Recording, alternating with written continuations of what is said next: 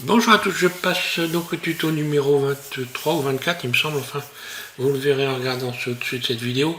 Donc toujours dans le cadre d'apprendre Blender de A à Z, on a parlé dernièrement donc de l'assemblage de nodes, d'arbres de nodes, hein, donc un assemblage de nodes PBR pour venir créer des textures.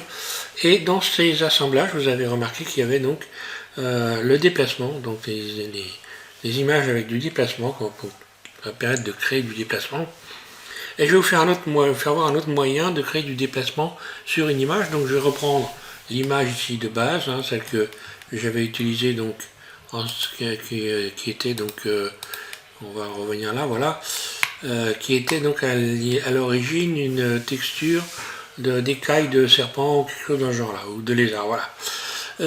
Et voilà, je vais vous faire voir donc maintenant en utilisant ici un addon qui s'appelle déplacement, et on va créer du déplacement sur une texture de manière à donner, alors cette fois-ci non pas un aspect, une allure, mais véritablement un déplacement. Vous voyez que ici, si vous regardez la surface, elle est bien déformée. Voilà. Et puis également, je vais vous donner un autre site où vous allez pouvoir chercher des textures. Donc ici, je vous en avais donné un, mais je vais en donner un autre qui est même encore mieux, je trouve. C'est donc CC0 texture, PBR, là. Vous cliquez dessus, vous allez tomber sur cette fenêtre là, et à partir de là vous allez avoir, donc bon, on va en prendre une n'importe laquelle, voilà, je clique sur tissu, donc là vous avez des thèmes, hein, et là vous avez plusieurs possibilités. Alors on va chercher, je sais pas moi, tiens, allez, un tissu, joli celui-là, tiens, allez, voilà. Donc un clic gauche dessus, et là vous allez pouvoir faire directement télécharger donc toutes les images qui composent l'image PBR, en fait le rendu PBR. Voilà, vous faites télécharger ici, hein. À moins que ce soit là, non c'est là, oui. Non, pourtant normalement, oui c'est là. Donc vous faites là, vous avez donc la possibilité de les télécharger dans divers formats. Donc en haute résolution en 4K, bon attention à pas non plus exagérer, hein. Là moi je vais les télécharger en 2K, voilà. Voilà, et donc à partir de là, ça va venir me proposer donc le téléchargement. Moi je le mets sur le bureau pour que vous puissiez voir, enregistrer. Donc voilà, c'est enregistré sur le bureau. Maintenant je n'ai plus qu'à aller faire un petit tour sur le bureau. Voilà, on l'a ici. Un clic droit dessus, je vais donc là, avec cette zip, ici, l'extraire. Voilà, ça ici, donc elle arrive là. Et on va voir ce que ça nous donne, voilà, ici. Voilà. Donc là, on a tous les éléments pour fabriquer, donc, pour texturer avec un effet réaliste de tissu.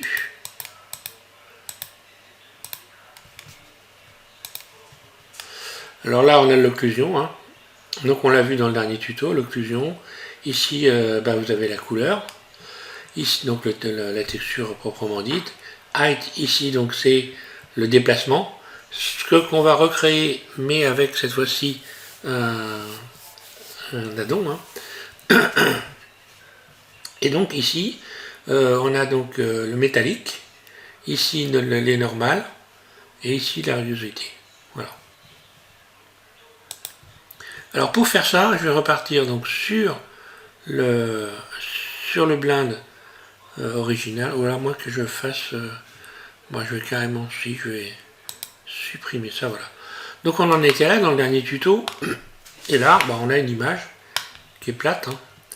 Sauf que voilà, si on veut qu'elle ait du relief cette image, il va falloir la subdiviser, donc je vais revenir en arrière carrément. Le mieux c'est que je revienne complètement en arrière. Je ne sais pas si je vais pouvoir descendre autant que ça.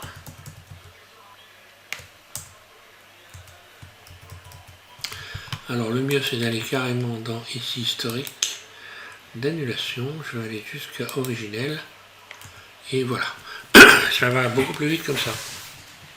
Comme quoi on ne pense pas toujours aux choses les plus simples, hein. Alors il faut subdiviser pour pouvoir courber cet élément, pour pouvoir le plier, lui donner du volume, lui donner du relief réel, il va falloir qu'il y ait de la matière, donc des vertices. Donc je vais subdiviser, ici, subdiviser, moi, donc dans mon menu à moi, hein. Autrement subdiviser, on va retrouver, où c'est qu'on va retrouver subdiviser ici, je crois que c'est dans, ça doit être dans les arêtes, il me semble. Désubdiviser, subdiviser, voilà. Arrête, subdiviser. Donc on est en mode edit, hein. On a donc cette fenêtre qui vient de s'ouvrir, et là, bah, vous mettez carrément 50, voilà. Subdivisé par 50. Donc là, on a un maillage qui va nous permettre, d'ailleurs, je vais même essayer, alors attention, parce que là, ça peut être évidemment à double sens. C'est-à-dire si on met trop de poids, à chaque fois qu'on subdivise, on rajoute du poids, hein. Donc c'est un peu en fonction des capacités de la machine, mais par contre, en même temps, plus on subdivise, et plus on va avoir donc un effet de relief qui va être propre, quoi, en quelque sorte. Bon, bah, une fois qu'on a fait ça, c'est pas compliqué, on va aller rajouter ici l'addon. Voilà, donc je clique sur le modificateur, ici, la petite clé. Ici, je vais venir chercher le déplacement, là.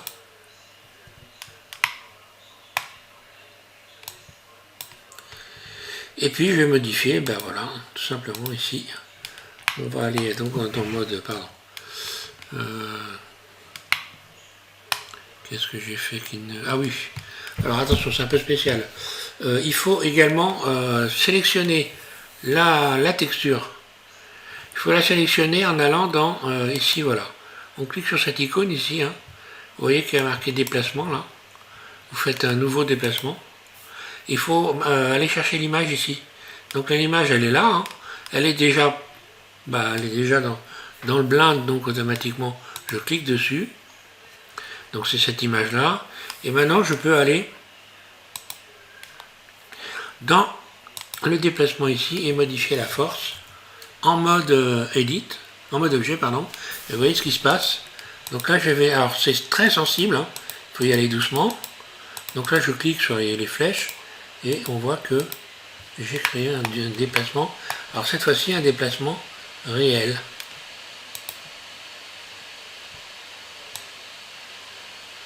Donc là, bah, ça monte et ça descend, hein, voilà.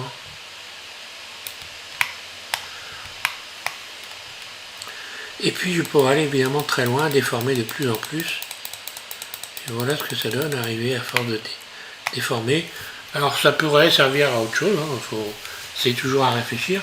Mais bon, il y a beaucoup de vertices, hein, donc voilà. Je reviens en arrière, force, je diminue la force, là. Je vais lisser l'objet. Non. Et je vais également ici, toujours pareil, auto-lisser normal. Voilà. Bon là, il faut dire que les vertices, enfin, les faces, on ne les voit pas tellement. Bon, si on regarde de près, on les voit, mais bon, vraiment, voilà. Si je fais ça, si je désenclenche ici, j'obtiens ça. Donc peut-être une brillance qu'il faudra que j'aille travailler en allant ici dans Shading. Hein, puis pourquoi pas ici revoir la brillance. Donc ici, éventuellement rajouter de la rugosité. Voilà, donc après ce coup de téléphone, comme d'habitude, qu'on nous téléphone pour rien nous dire, ou c'est Madame Irma, donc ça devient casse-pied, mais bon. Voilà, on a beau s'inscrire sur les listes, non, ça marche pas. Donc je reviens à rugosité, voilà, je pourrais rajouter, si spéculaire, non, parce qu'autrement tu vais encore avoir plus de brillance, hein. Métallique, voilà, hein, ça va donner ça. Et si je retire la rugosité ici, je vais pouvoir retravailler la rugosité en rajoutant éventuellement ici.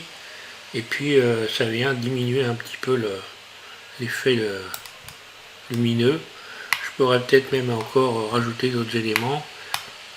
Éventuellement, on va revenir sur la base ici. Et ici, j'avais rajouté, j'avais rajouté du brillant.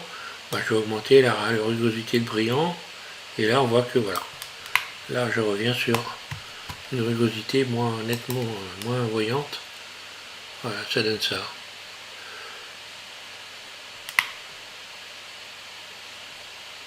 Voilà.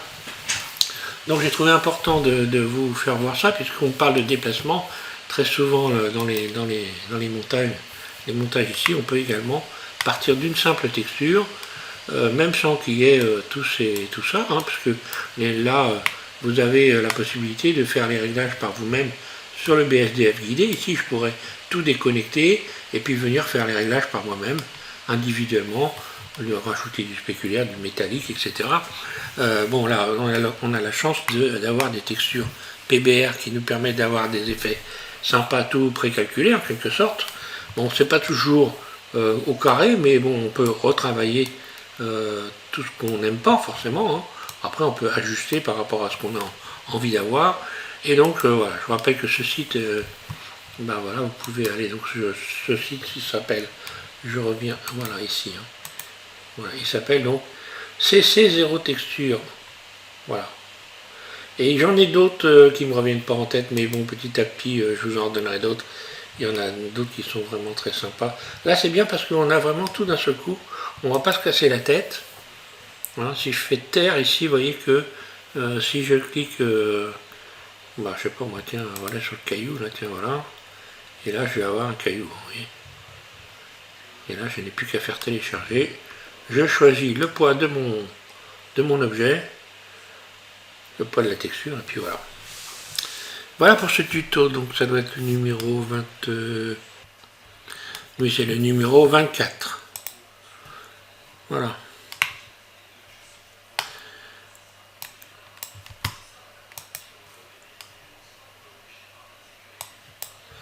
Donc prochain tuto, je continue toujours sur les textures, parce qu'il y a encore beaucoup de choses à dire avant de s'arrêter. On va parler de texture de peinture, on va parler tout un tas de choses comme ça.